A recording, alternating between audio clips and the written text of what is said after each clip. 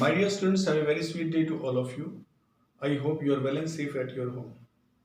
जी हाँ प्यारे बच्चों, उम्मीद करता हूँ आप घर पे ठीक ठाक होंगे और रोज का काम रोज कर रहे होंगे। प्यारे बच्चों, आज हम स्टडी करने वाले हैं 11th अकाउंटेंसी से चैप्टर रेक्टिफिकेशन ऑफ एरर के बारे में। और हमने जो टॉपिक लिया है वो लिया है कि एरर का डिटेक्शन कब होता है, एरर का रेक्टिफिकेशन कैसे होता है, एरर के टाइप कौन कौन से हैं। तो प्यारे बच्चों, rectification of error depends upon the rectification of error किस पे डिपेंड करता है? Depend upon the time of their detection, कि किस टाइम पर वो एरर पकड़ ली गई है, किस टाइम पर वो एरर डिटेक्ट कर ली गई है और वो टाइम कौन सा है।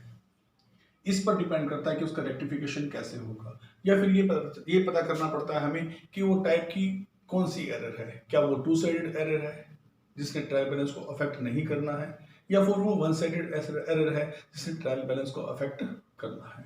तो मेरे बच्चों, कुछ भी डिस्कस करने से पहले ये नीचे लिखी गई कुछ बातों को ध्यान देना जरूरी है। You should keep all these things in your mind before detecting an error और रेक्टिफाइंग एन एरर।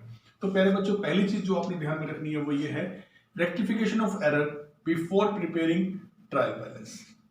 अगर पता चल जाता है कि ट्रायल बैलेंस बनाने से पहले एरर हुई है तो उसको रेक्टिफाई आसानी से किया जा सकता है।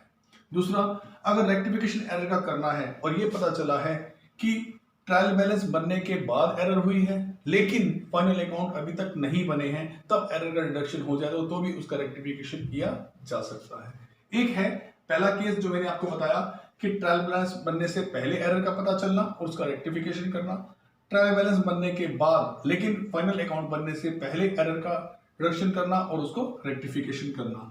तीसरी बात जो महत्वपूर्ण है, rectification of error after preparing the final accounts. Final account बन गए हैं, प्रॉफिट एंड लॉस अकाउंट बनाया जा चुका है, बैलेंस शीट बनाई जा चुकी है, उसके बाद किसी गलती का पता चलना और फिर उसका नेक्स्ट ईयर में सुधार होना, वहां बनानी पड़ेगी rectify entry. Then and there we can resolve the case. अगला है, पहले जो आप समझना चाहते हैं वो ये है कि rectification of error before preparing of trial balance. अगर ट्रायल बैलेंस से बनाने से पहले हमें गलती का पता चल जाए तो कैसे करेंगे सुधार। When errors are detected before preparing the trial balance, अगर ट्रायल बैलेंस बनाने से पहले किसी गलती का पता चल जाता है, इट शुड बी असेस्ड। इसे असेस किया जाना चाहिए कि ये गलती क्या है, क्या ये टू साइडेड एरर है या फिर ये वन साइडेड एरर है। अगर ये टू साइडेड एरर है तो उसका सुधार का तरीका अलग होगा, और अगर ये वन साइडेड एरर है तो उसके अंदर सुधार का तरीका अलग होगा। तो प्यारे बच्चों, हमें रेक्टिफिकेशन पॉइंट ऑफ व्यू से एरर को दो कैटेगरी में बांटना पड़ रहा है।